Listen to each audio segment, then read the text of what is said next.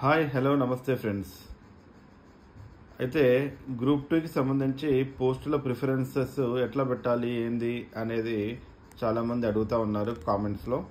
So అందుకని చెప్పేసి ఈ వీడియో చేయాల్సి వస్తుంది ఫ్రెండ్స్. చూడండి ఫ్రెండ్స్, మనకి గ్రూప్ 2లో 2 రకాల పోస్టులు ఉన్నాయి, ఎగ్జిక్యూటివ్ అండ్ నాన్ ఎగ్జిక్యూటివ్ పోస్టులు ఉన్నాయి. మనకి గ్రూప్ 1 రిజల్ట్స్ రాగానే గ్రూప్ 2 రిజల్ట్స్ ఒక వారం 10 రోజుల్లో వచ్చే అవకాశం ఉంది. కాబట్టి సో ఇక్కడ పోస్టులు ఎట్లా సెలెక్ట్ చేసుకోవాలి, వాటి ప్రిఫరెన్సెస్ ఏంటి అనేది ముందే మనకు తెలిసి ఉండాలి. సో ఇక్కడ మనం కనుక చూసుకుంటే గ్రూప్ 2లో 18 రకాల పోస్టులు ఉన్నాయి ఫ్రెండ్స్. సో ఈ 18 రకాల పోస్టులు చూడండి, ఇక్కడ ఇవి 18 రకాల పోస్టులతో పాటు మనకి దీంట్లో 18 రకాల పోస్టుల్లో ఎగ్జిక్యూటివ్ నాన్ ఎగ్జిక్యూటివ్ అని 2 క్యాడర్స్ ఉంటాయి కదా. సో ఎగ్జిక్యూటివ్ క్యాడర్లో చూడండి మనకి 14 రకాల పోస్టులు ఉన్నాయి.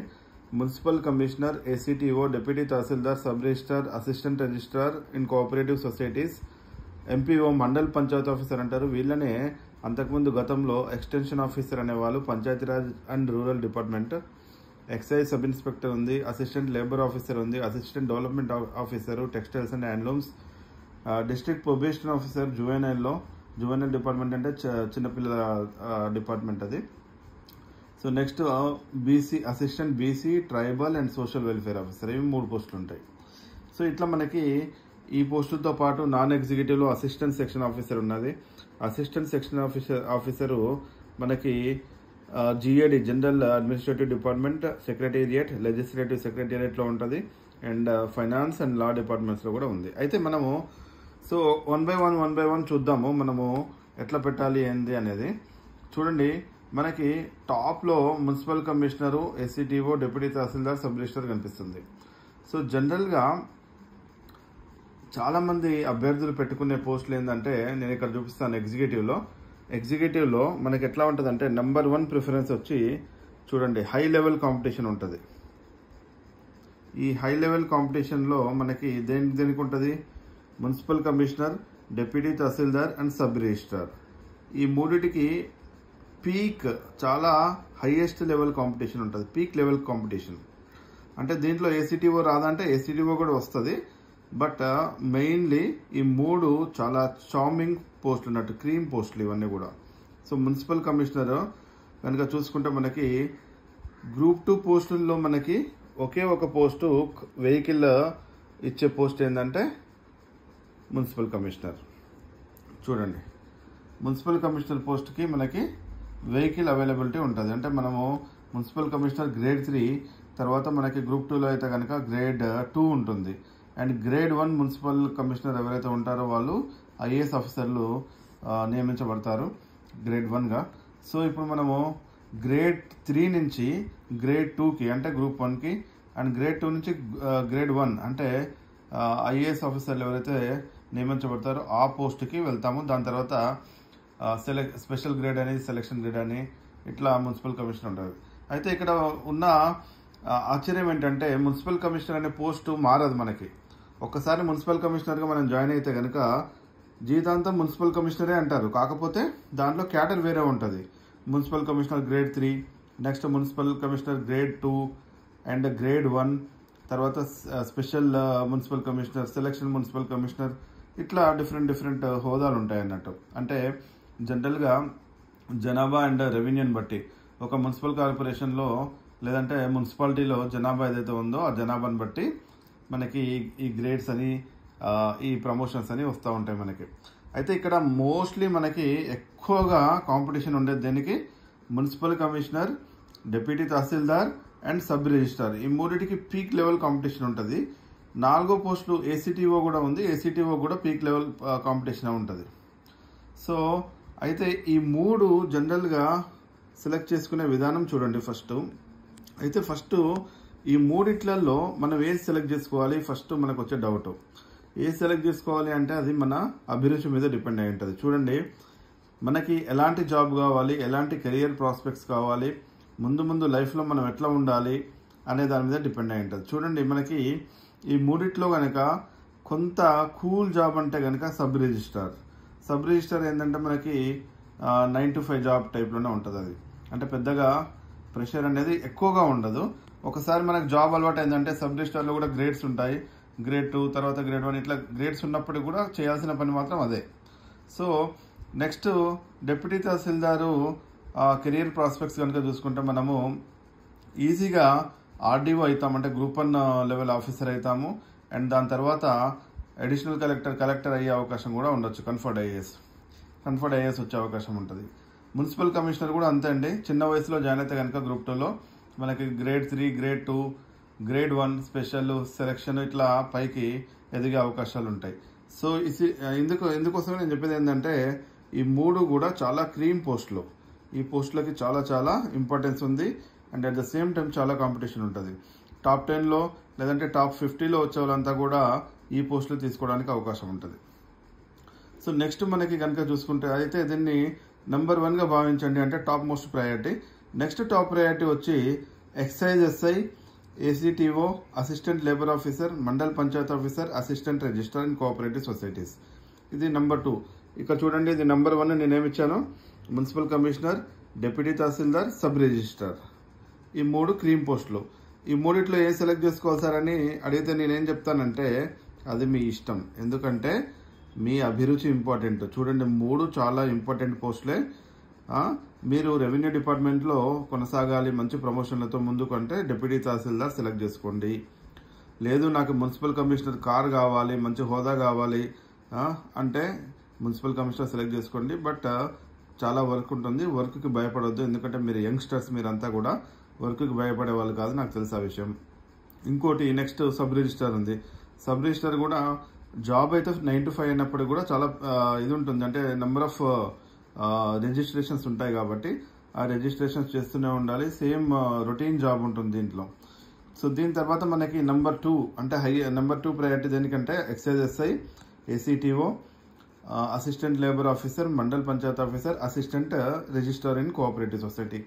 సో అక్కడ 3 అయిపోయినాయి. ఇక్కడ 1, 2, 3, 4, 5, ఇక్కడ 5 అంటే ఎన్నైనాయి మొత్తం 8 పోస్టులు. సో ఈ 5 పోస్టుల్లో ఏవి సెలెక్ట్ చేసుకోవాలంటే ఇది కూడా మీ అభిరుచి మీద డిపెండ్ అయ్యి ఉంటుంది. చూడండి మనకి ఎంపీఓ ఉంది కదా, మండల్ పంచాయత్ ఆఫీసర్. అంతకుముందు మనం ఎక్స్టెన్షన్ ఆఫీసర్ అనే వాళ్ళము పంచాయతీరాజ్ డిపార్ట్మెంట్లో. కాకపోతే ఇప్పుడు జనరల్గా మనకి ఎలా సెలెక్ట్ చేసుకోవాలి, ఏది సెలెక్ట్ చేసుకోవాలనేది కెరియర్ ప్రాస్పెక్ట్స్ మీద అండ్ అభిరుచుల మీద డిపెండ్ అయ్యి ఉంటుంది. కాబట్టి సపోజ్ నేను ఎంపీఓ సెలెక్ట్ చేసుకున్నాను అనుకోండి. ఎంపీఓ సెలెక్ట్ చేసుకుంటే నెక్స్ట్ ప్రమోషన్ ఏముంటుంది, నెక్స్ట్ ప్రమోషన్ ఏముంటుంది మీకు, డిఎల్పిఓ ఉండొచ్చు, లేదంటే ఎంపీడీఓ ఉండొచ్చు. సో అట్లా కాకుండా ఏసీటీఓ అయితే కనుక మీరు నెక్స్ట్ డిప్యూటీ సిటీఓ అవుతారు, దాని తర్వాత సిటీఓ అవుతారు. ఎక్సైజ్ ఎస్ఐ అనుకోండి, దాని తర్వాత మీరు మళ్ళీ ప్రమోషన్లో గ్రూప్ 1 పోస్టు ఎక్సైజ్ సూపరింటెండెంట్ ఉంది కదా, దానికి వెళ్ళిపోతారు. అసిస్టెంట్ రిజిస్టర్ ఉంది కదా, ఇది కూడా మంచి పోస్టే కోఆపరేటివ్ సొసైటీస్లో. సో ఇక్కడ మీరు చూడండి మీ అభిరుచులు ఇంపార్టెంట్. ప్రతి పోస్టు మంచి పోస్టే, క్రీమ్ పోస్టే. ఏసీటీఓ, ఏఎల్ఓ కూడా అసిస్టెంట్ లేబర్ ఆఫీసర్ కూడా చాలా మంచి పోస్టే. సో ఇవి లేబర్ రూల్స్ ఏవైతే ఉంటాయో రూల్స్ పాటించిన వాళ్ళకి మీరు కొరడా జులిపిస్తారు. సో ఇట్లాంటిది చాలా మంచి మంచి పోస్టులే ఉన్నాయని చెప్పేసి చెప్పుకోవచ్చు మనం. సో అయితే ఇక్కడ నేను చెప్పేది ఏంటంటే మీ అభిరుచి ఇక్కడ చాలా ఇంపార్టెంట్. దాంతోపాటు మీ కెరియర్ గ్రోత్ ఎట్లా ఉండాలని కూడా మీరు డిసైడ్ చేసుకుంటారు కాబట్టి అది మీ ఇష్టానికే వదిలేస్తున్నాను. సో నేను చెప్పడం మటుకు ఇలా చెప్తున్నాను ఏంటంటే మీరు టాప్లో వస్తే కనుక మీరు మున్సిపల్ కమిషనర్ కానీ డిప్యూటీ తహసీల్దార్ కానీ ఫస్ట్ ఆప్ట్ చేసుకోండి. దాని తర్వాత సబ్ రిజిస్ట్రార్ చూడండి. దాని తర్వాత ఈ కింద సెకండ్ ప్రయారిటీ అయితే ఇచ్చానో excise sub inspector, ACTO, ALO, MPO and assistant registrar, దీంట్లో అది మీ అభిరుచి బట్టి మీరు సెలెక్ట్ చేసుకోండి. బట్ నాకు సంబంధించి ఏంటంటే ఎక్సైజ్ ఎస్ఐ అనేది నెక్స్ట్ ప్రయారిటీ ఇస్తే బాగుంటుందని నా ఉద్దేశం. దాని తర్వాత ఏసీటీఓ ఇస్తే బాగుంటుందని నా ఉద్దేశం.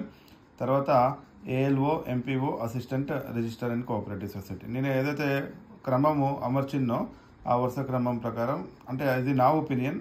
సో మీరు ఎట్లా చూజ్ చేసుకోవాలనేది మీ ఇష్టం చూడండి. ఎందుకంటే ఇది ఒక్కొక్కరి టేస్ట్ ఒక్కొక్క రకంగా ఉంటుంది. వాళ్ళ టేస్ట్ని బట్టి వాళ్ళు డిసైడ్ చేసుకోవాల్సిన అవసరం ఉంటుంది. నెక్స్ట్ ప్రయారిటీ 3కి వస్తే మనకి డిపిఓ అంటే డిస్ట్రిక్ట్ ప్రొబేషన్ ఆఫీసర్. డిపిఓ అంటే డిస్ట్రిక్ట్ పంచాయత్ ఆఫీసర్ కాదు. ఇక్కడ గ్రూప్ 2లో డిస్ట్రిక్ట్ ప్రొబేషన్ ఆఫీసర్, ఇది జువైనల్ పోస్టు, అంటే చిల్డ్రన్కి సంబంధించింది. నెక్స్ట్ వెల్ఫేర్ ఆఫీసర్స్ ఉన్నది, assistant BC, social and tribal welfare. తర్వాత ADO assistant development officer in textiles అన్నట్టు, టెక్స్టైల్స్ అండ్ హ్యాండ్లూమ్స్.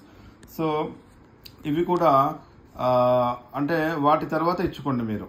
నేను చెప్పాను కదా, first priority municipal commissioner, deputy తహసీల్దార్, సబ్ రిజిస్ట్రార్, తర్వాత excise sub inspector, ACTO, ALO, MPO, assistant registrar, DPO, welfare officers. Welfare అంటే 3 వస్తాయి, BC, tribal and social. తర్వాత ADO assistant development officer. So ఇట్లా మీరు ఈ పోస్టుల్ని చూజ్ చేసుకోవచ్చు. అంటే ఇది నా ఒపీనియన్ ప్రకారం నేను ఇచ్చిన వరుస క్రమం, మీరు మీ ఇష్టంగా చూజ్ చేసుకోవచ్చు.